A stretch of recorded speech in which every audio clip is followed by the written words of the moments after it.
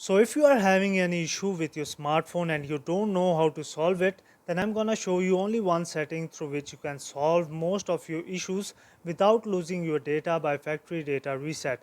So this video is for Vivo Y20, Y21, Y33s and other Vivo mobile phones as well. So do consider to like and subscribe.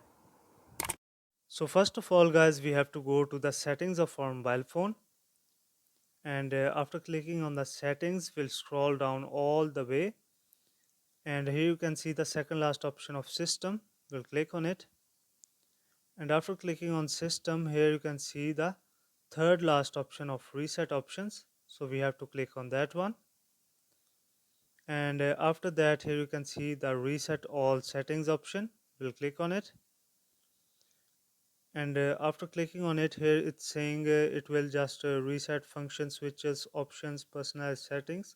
So if you don't know what issue you are facing, so it's the best option for you. You will just click on reset all settings, and then you have to give your password, and after giving your password, it's again it will ask for the confirmation. You have to click on reset all settings and all will be done. Hope you like the video. Thanks for watching.